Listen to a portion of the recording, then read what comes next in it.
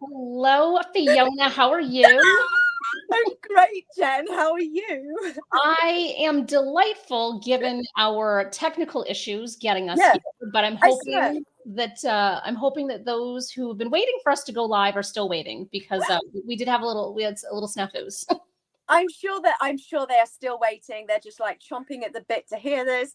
I And think so. I did a meditation just a couple of days ago, and I was talking about how Mercury is in now retrograde, and technology is just messing up. And so we just say thank you, universe, for teaching us or reminding us that we should trust in you. Yes, that is a good mantra to have since it took us 22 minutes to figure out our tech issue. Exactly. We should know this stuff by now. Ugh, I know, but we're here anyway. And for those who do not know me, my name is Jen T. Grace, and I'm the founder and CEO of Publish Your Purpose. And we're here for Fiona Dawson's book launch interview. So I'm very excited for this conversation. I know we have a number of people who are also very excited. So let's just kind of dive in. So your book is titled "Are Bisexuals Just Greedy?" So would you like to just share anything that you would like Okay. in relationship? Well, here it is, everybody. Are Bisexuals Just Greedy? The subtitle is Animated Answers for All People Who Simply Want to Understand the Spectrum of Being LGBTQ+. So basically, it's a cheeky explainer book. It's written for people who are old enough to swear and talk about sex. Hence, we have my little doggy Maisie Ray here with a thought bubble saying warning explicit content. But it has beautiful illustrations by my dear friend and collaborator, Sid Cordoba, who designed and illustrated the book as well. So I'm very excited to have this giving birth to the world. I know. And I know that we have a couple of PYP authors in particular who've been like, I cannot wait for your book to come out because as you know, it's all about community at PYP. So we're trying to make sure that all of our authors know each other. And so Yes. I want to just first ask you, and we can take this conversation in 1,000 directions, but I want to first ask you, even though I think your subtitle kind of says it. Yeah. Who is this book for? It's $1 million question, isn't it? I know. Because as you know, like from a PR marketing perspective, the worst thing that you can say is for everybody. So I'm not going to say it's for everybody. It's not for people who already are experts in understanding the spectrum of gender and sexuality. It's for people of any sexual orientation or gender identity who have very 101 bare bones questions that they just want direct answers to. And I think a lot of questions people are too afraid to ask. They're afraid of saying the wrong thing. And so this book is kind of like an explainer book, 21 chapters. Each chapter is on average about 1,000 words. So it can take between, 5 to 8 minutes to read. So I've kind of written it with this, this imaginary Uncle Ted in my mind. And in fact, quick side note, the name Ted is spelled T-E-D-D, and it's actually like a silent honor of one of my dear best friends, Ted Lesh, who tragically died at the age of, I think he was only 50 back in 2014. And it was like really dreadful. And so that's honoring my friend Ted because he would find it hilarious. He was very cheeky. So anyway, so Uncle Ted, imagine you're home at the holidays and that uncle who just blurts stuff out will say, well, I heard gender dysphoria and I've got absolutely no idea what that means. Well, you can go to chapter, I don't know which number, I think it's like 13 or 14, and you can read chapter 14 to Uncle Ted or let him read it before dessert is served, and hopefully he might have a better idea of what gender dysphoria is. So yeah. I think it's a broad audience because I don't think we should make assumptions that everybody within the LGBTQ plus community understands all the terms and definitions as well. Like I'm talking about, meaning of, being non-binary. What's the QIA and LGBTQIA? And a lot of it goes back into history really as to how these gender binaries and the sexual orientation binary was instilled into our society here in the US, like around colonization. Whereas in fact, for centuries, if not thousands of years, gender was always recognized as being on a spectrum or off a spectrum. And in fact, I want to say recognized, it wasn't even a thing that was such a barrier to people. So it's just, for people who just want to understand a bit more, basically.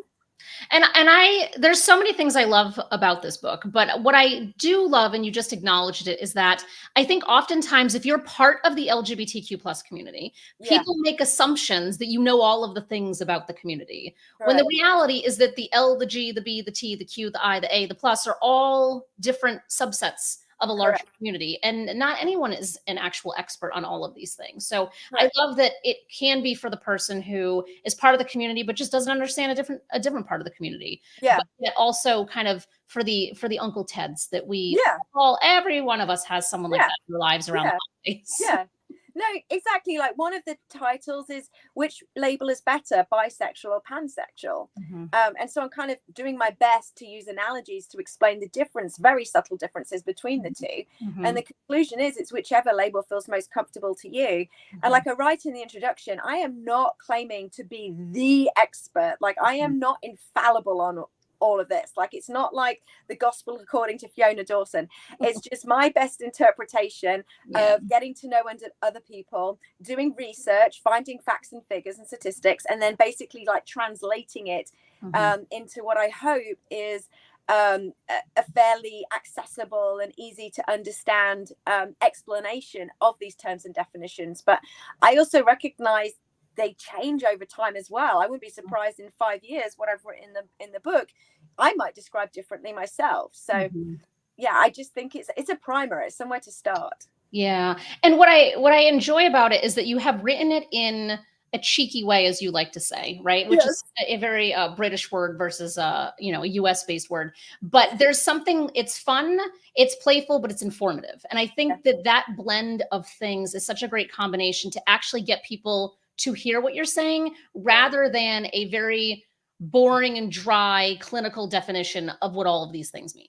Yeah, that was so important to me because I wanted to reach an audience that wouldn't normally go to a book to read Mhm. to understand this. Like I wanted to make it relatively easy. And I also think that I don't think we should take ourselves and life too seriously Mhm. sometimes. Like yes, I acknowledge that there are seemingly, tragic and dreadful things that happen in the world.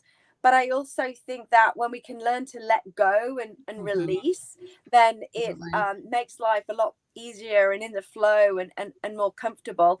And, as you know, Jen, like I've been rather, I don't know, maybe too graphic and honest. Some people might say, like, I've got this great Kirkus review about the book, which I'm grateful for. And the only thing was like, they said something like, some people might say that Dawson shares too much about her own sex life. And I'm like, okay.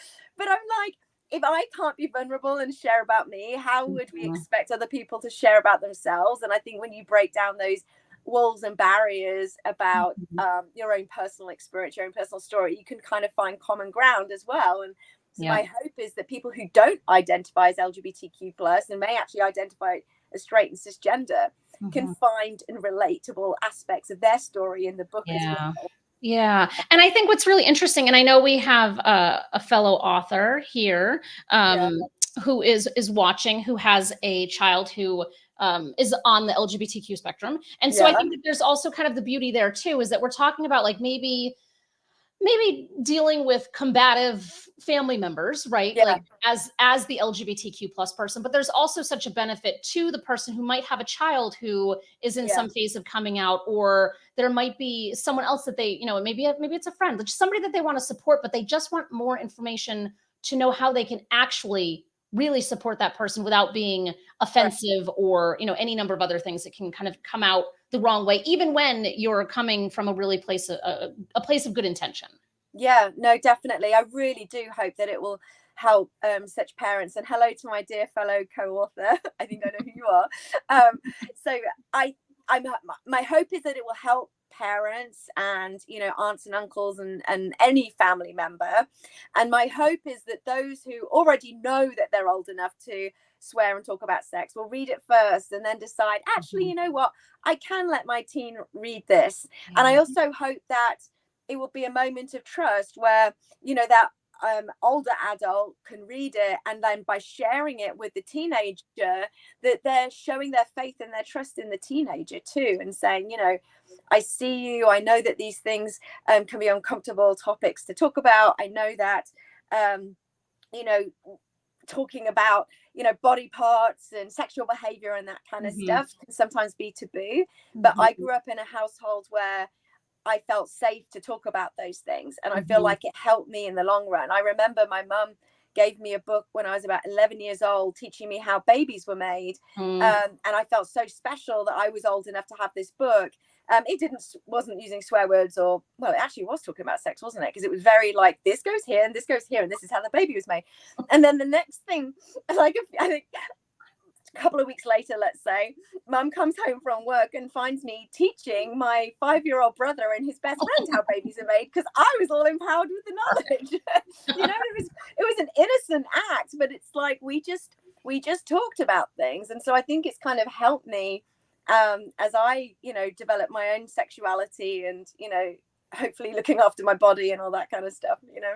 Yeah. And I want to just kind of get to, that is a hilarious story, by the way. And this is what children are empowered, right? Like they're teaching others, which is awesome. And that was like the 80s version of what that would look like today. Exactly. Right? Like I was doing it way back then, you know. I've always been teaching people.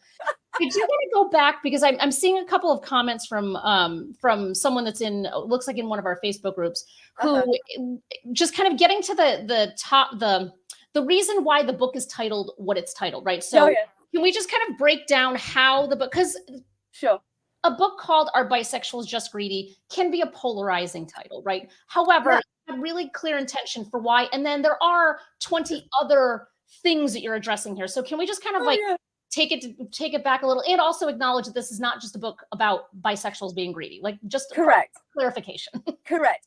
It's not just about bisexuality or bisexuals. So the title came about because when I was a teenager, I remember my dad saying to me, I can understand men being gay and I can understand women being lesbians, but I think bisexuals are just greedy. And my dad actually acknowledges that he did say this, and we can't figure out what promoted it. And at that time, I had never even questioned my sexual orientation. I just thought I was straight. You know, I was raised to be straight. I'm a woman. I was attracted to men. You know, just didn't think beyond that. But it's just something that stuck with me. And so in my late 20s, I came out as gay or lesbian first. And then about 7-8 years later, I re-identified as bisexual because I realized that gender wasn't a barrier to my potential attraction to another person. And so that's when I realized biphobia and bistigma in others and in myself. I think that part of my own unacknowledged subconscious biphobia prevented me from coming out as bi in the first place, because, you know, I'd been married to a man, I'd only thought I was straight, and I literally went from straight to gay and completely overlooked the B in LGBT, whereas in fact we are the largest proportion of our community. You know, the latest Gallup poll says 57% of the lesbian, gay and bi community actually identifies as bisexual.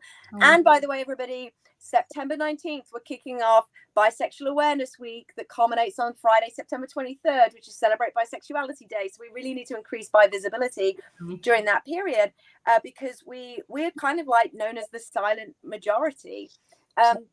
And so as I became more aware of my own bisexuality and hearing and understanding other bi stories, I realized how common that comment is, in that we're thought to be greedy and promiscuous and indecisive and, you know, just want all the things, and it's all focused on sex. It's very sexualized.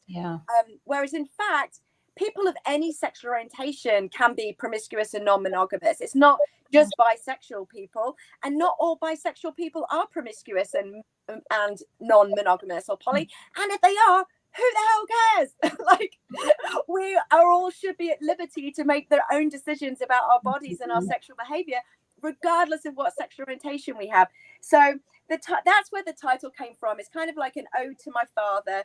And it's very catchy, and I swear, like, Jen, I was at a social event not long ago with a group of women who I think primarily identified as lesbian, and they asked about the book or whatever, and I said, oh yeah, the book title is Are Bisexuals Just Greedy? And you could hear a pin drop. Like, I was like, what did that woman just say?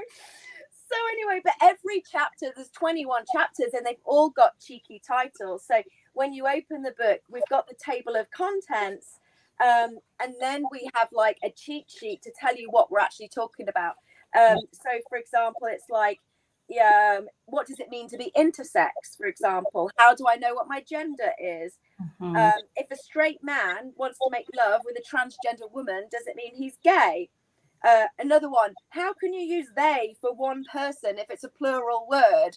Yeah. Which in fact we've been doing for centuries, including Shakespeare. And so it's like those are all the titles. So Are Bisexuals Just Greedy is just the one catchy question, which is kind of leads you to say that there are actually many other questions exposing the spectrum of gender and sexuality across the board from the perspective of the LGBTQ plus community. I love that. Fantastic explanation of all of this. Do you think if someone would be offended by this title, and I'm just saying kind of broadly speaking, right? Like someone is going to be offended by this. This is a guarantee. You and I know this. I'm probably going to offend some people, and I'm sorry ahead of time. And it's not, I think that it's not even the title that could, like, there's other things in there that someone could find offensive. That's how any book that we publish, someone's going to be upset by. But I'm curious if someone is offended by even just looking at the title, does that make them more apt to be someone who should read the book? Or is that a moment to say, you know what, I'm not, if this upsets me just seeing the title, then I shouldn't continue? Like, where do you think people would fall in that? I think it's it depends on the root of why they're offended. So I haven't yet met anyone who's really outwardly told me they're offended by the title. Most people like laugh. It's kind of like that spit out your coffee moment. And then bi people seem to love it. And it's like, yes, because I heard that all the time. And then like within the bi community, we'll jokingly say, yeah, because we're so greedy, we want all the things. It's like, and another joke, my book used to look like this, and now it looks like this because, of course I can't just have one version, right? This is the old version, everybody. And so I can make so many jokes out of that actually. So I think it's really like, why are you offended by the title Are Bisexuals Just Greedy? Does that mean it's triggering something inside of you? Perhaps your own biphobia or bistigma. If you're bi and offended, then it's only going to take, I think, a few beats to realize, oh, actually, this is tongue-in-cheek. This is a joke. The answer is no. Chapter 11. And so I do consider myself Texan these days and way more American than Texan because I've lived in this country 22 years. But I think the British perspective, the British humor does kind of come through it. And so it's a very, the title's very British as well, just to put it out there. But I will say there's another bisexual woman, Jen Winston, who's written a book called Greedy. So it's not just me. Yep. You are not alone. What's interesting is that one of the first books I wrote was called You Don't Look Gay. And right. And so like, it's in the same type of vein, right? And it's forever ago, but like, sometimes we have to just call it like it is to get people to like, wake up and pay attention. And then it is doused with humor because that's the point, because you want people to learn, but through an education, like learn through an entertaining lens, because then it's more. I call it edutainment. That's what my company and my team and I do. We edutain people with various forms of media. So this is just another piece of edutainment. Absolutely. So today's, we're recording this on September 13th. Typically these conversations happen when the book is live, but in this case, we're doing things a little bit differently. So next Tuesday, I know with you, everything's different. Why not? Why not just break the binary in every direction we possibly can find a way to? So next Tuesday, September 20th, is your actual launch of your pre-sales and the pre-orders for your book. And that is in intentional timing with Bi Awareness Week. So do you want to kind of talk about like what you were up to next week? Because I think people should be following you if they are not already. Thank you. Yeah, I'm thrilled to have this chat with you today, Jen, because I wanted to let people know that coming up next week is Bisexual Awareness Week and ends on Celebrate Bisexuality Day on the 23rd. And there's a group of us, bi advocates and policy experts. I'm not a policy expert, I'm an advocate. And we're actually going to be meeting in the White House. So I'm going to be in DC next week, and we have this awesome event on the 19th where we're inviting all community leaders to get together, because we're realizing that there's no one national organization advocating for the bi community in the United States. And we're not getting the recognition and the attention and the expertise that we need within the national LGBTQ organization. So we are not trying to form a national organization, but what we are trying to do is bring all the organizations together. And so on the 19th, we're going to have an in-person meeting for whoever's available in DC. And we're going to also have access via Zoom, potentially during, but definitely afterwards. And then on the Tuesday, the 20th, we have a very small meeting. The White House would only allow us to have a handful of people to meet, which we feel is kind of problematic in itself, but we're at least going to have a head start. And then our goal is to build it so next year we can have a much larger event with the administration and have our specific individual needs recognized external to the lesbian, gay, and trans plus community. And so I will be in DC for that. And then we will have a Zoom event. If anyone wants to know about any of these things, please go to bi+organizingus.org, and you'll see that any bi plus organizations that want to have their logo up there, a link to their website, like, we want to bring everybody in. This is not designed to be, you know, just a few white bisexuals like doing their own thing. It's like, no, we need to have inclusivity when it comes to race, to age, to ethnicity, to like all kinds of backgrounds, people with disabilities, everybody, like, with such a diverse group within the bi plus community in itself, and that needs to be recognized as well. So that's what I'm doing next week. So I decided that the best time for the book was to have pre-sales launch during Bi Awareness Week. And then, of course, Wednesday, I'll be somewhere else, won't I, Jen? On the 21st? You will be. So if anyone is local to the Hartford or Connecticut area or even surrounding states, we are doing an event at the Mark Twain House. And Fiona will be one of our many authors that will be there. And so you can do pre-sales and pre-orders there as well. Yes. Yeah. I'm excited to see you all in person. Like, because we had our last supper before the pandemic, didn't we? I know. You and a number of other plus people. You were like the last group encounter I had before the world shut down. Correct. Yep. Yeah. We all braved going into Manhattan, despite probably should not have been doing it. No, but we didn't know better at that time, did we? We're probably swimming in COVID.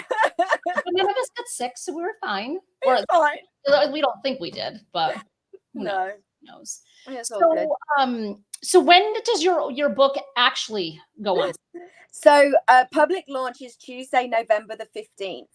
And so I've got more content coming out for people to like get an interest. So next week, pre-sales launch, but we're also launching bedtime stories on YouTube.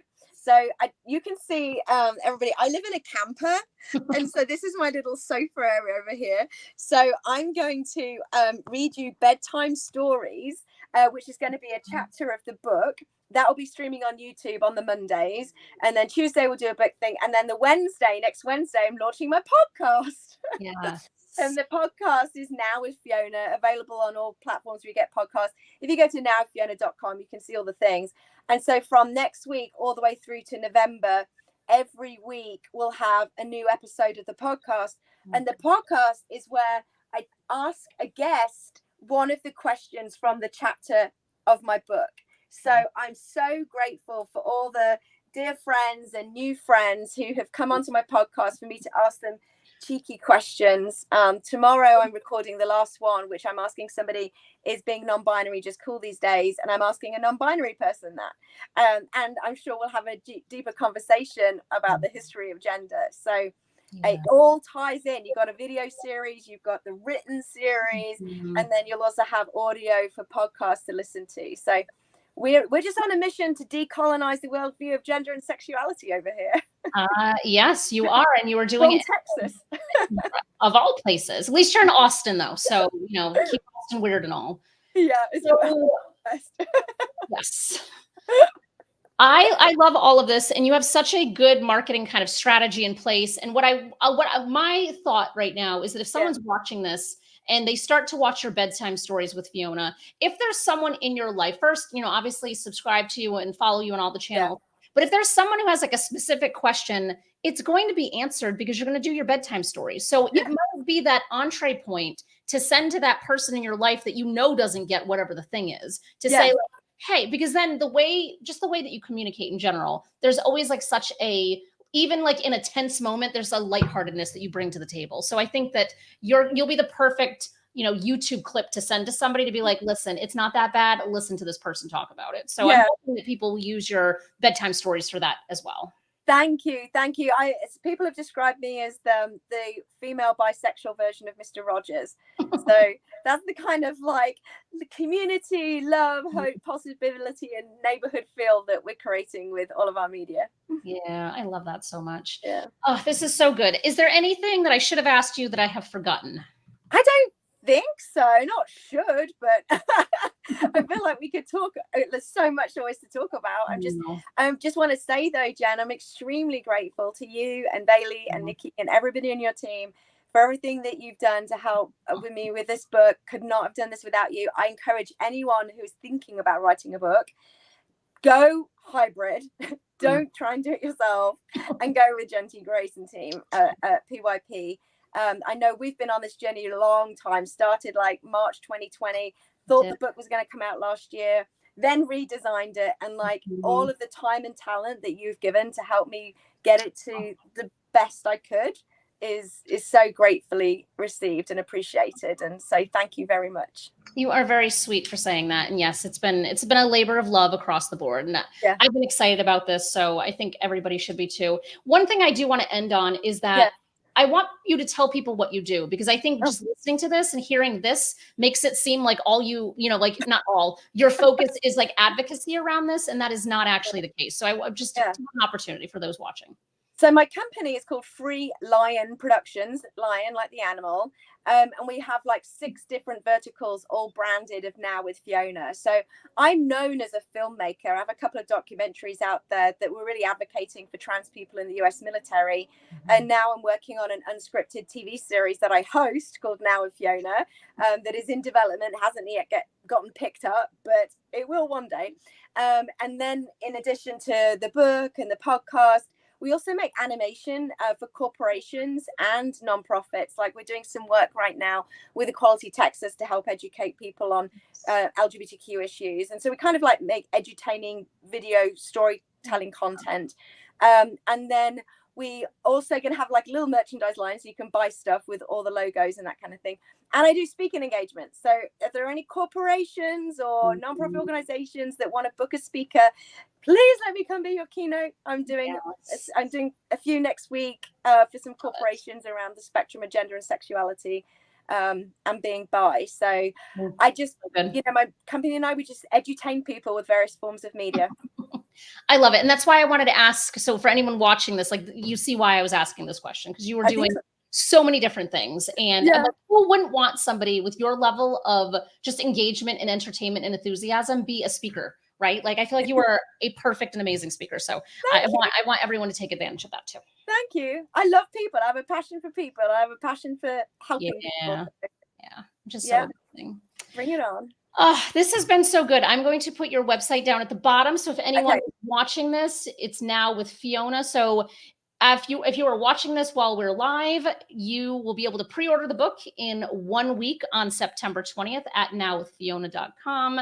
And then the actual release of the book will be out in November, as we talked about. So just keep an eye out, pay attention. You can certainly get the book from publisherpurpose.com as well, but I definitely encourage you to go to Now with Fiona, get pre-orders and all of that fun stuff to engage with. With pre-orders, you're going to get an extra little giveaway, like a piece of merchandise. And then also I'm going to host a Zoom for all pre-orders. So if anyone wants like a Q&A and like get a tour of my camper and that kind of stuff, we're going to do that too. So that's thrown in as well with pre-orders on Now with Fiona. Absolutely. Yes. Bottom line, you get more if you go to nowwithfiona.com than you do publisherpurpose.com. Oh, and one other thing, Jen, as well, if anyone's listening and they want not only just a speaking engagement for business, but like if you want a book event, like if you want me to come with books and like do a reading and do a Q&A and that kind of stuff, up for those types of speaking engagements too. So thank you. It's perfection. I love it. Awesome. Thank you so much for your time today. Thank you. For everyone who is live and watching, and Fiona, I will talk to you soon. And then everybody else, I will be back with another interview at some point in the near future. Sounds great, Jen. Thank